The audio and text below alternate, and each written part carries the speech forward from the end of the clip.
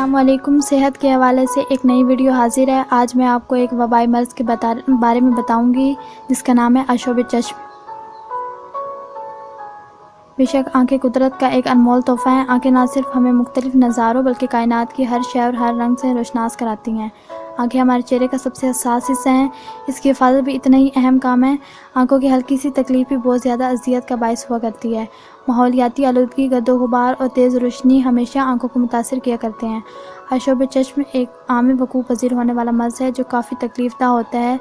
मौसम बरसात के बाद आशोब चश्म का मर्ज़ बड़ी तेज़ी से फैलता है। इस मर्ज़ में मरीज़ की आंखें सूज कर सुर्ख और भारी हो जाती हैं। आंखों में दुखन और जलन का एहसास शिद्दत से होने लगता है। आंखों से पानी नुमा पतली रतूबत हर वक्त बहती रहती है और आंखें तेज़ चमक या रोशनी बर्दाश्त नहीं कर पाती। सोकर उठने से आंखों की पुतलियाँ बाहम चिपक जाती हैं और मरीज़ दर्द की शिद्दत को बड़ी मुश्किल से बर्दाश्त करता है। आशोब चश्म आमतौर पर एक अछूती मर्ज़ होता है जो कि एक शख्स से दूसरे में मुंतकिल हो जाता है। अगरचे आशोब चश्म का कोई ख़ास मौसम या वक्त नहीं होता, ताहम बरसात के बाद इसके हमला आवर होने के इम्कानात ज़्यादा बढ़ जाते हैं। बारिश हो जाने के बाद निकलने वाली धूप शदीद तेज़ हो जाती है जो ना सिर्फ चुभन का बायस बनती है बल्कि आंखों को जुदियाने का सबब भी। सूरज की चमक आंखों पर मनफी असरात मरतब करता है जिससे आंखें मतवर्रम होकर आशोब चश्म में मुब्तला हो जाती हैं। इलावा सड़कों पर चलने वाली ट्रैफिक से बरसात के दिनों में गंदे ज़रात, गर्दो गुबार और माहौल की आलूदगी में इजाफा हो जाना भी इस मर्ज़ के फैलाव का बायस बन जाता है।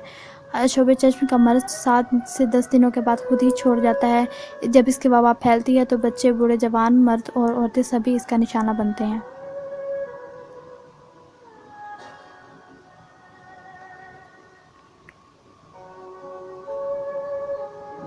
माहिरीन के मुताबिक आशोब चश्म का कोई ख़ास इलाज नहीं, लेकिन 1400 साल कबल तबीब आज़म नबी करीम सल्लल्लाहु अलैहि वसल्लम ने आशोब चश्म का इलाज ठंडे पानी के छींटे मारने से फरमाया।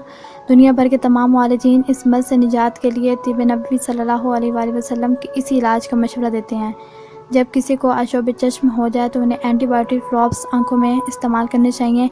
इसके अलावा ठंडे पानी के छींटे आंखों में मारिए, ग्लासेस लगाइए, किसी दूसरे से हाथ मत मिलाइए। अपनी ज़ाती इस्तेमाल की अशिया को दूसरों से अलग रखिए ताकि किसी दूसरे को इसका इन्फेक्शन ना हो।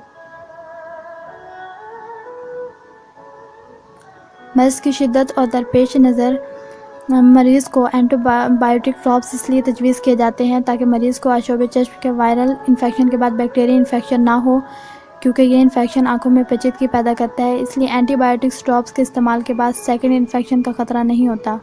आंखों में खारिश हो तो आंखों को मत मलिए, क्योंकि मलने से आंख का कारीना मुतासिर हो सकता है। आशोब चश्म के मरीज़ का तौलिया और इस्तेमाल के बर्तन और चीज़ें अलग होनी चाहिए ताकि घर के दीगर अफराद को अपनी लपेट में ला ले सके, क्योंकि एहतियाती तदबीर से इस वबाई मर्ज़ से बचा और इस पर काबू भी पाया जा सकता है।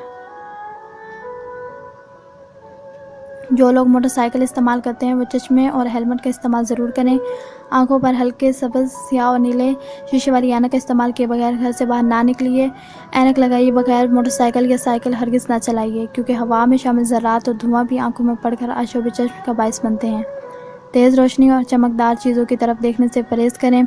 टीवी भी ऐनक लगाए बगैर ना देखा जाए और टीवी स्क्रीन काफ़ी फासले पर रखिए। ये वायरस ऐसे इलाकों में शिद्दत इख्तियार करता है जहाँ पर सफाई सुथराई का माकूल इंतज़ाम नहीं है। पोश इलाकों में ये वबा अभी तक कंट्रोल दिखाई दे रही है।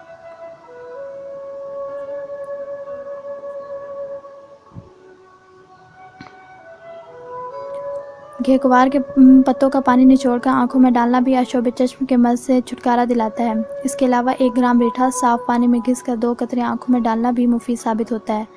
आशोब चश्म में खाने में परहेज़ भी लाजिम है। इसके लिए ज़रूरी है कि मिर्च, मसालों और बाज़ारी खानों से इज्तनाब किया जाए। लौकी, तोरी, टिंडे और बकरे का गोश्त इस्तेमाल करें।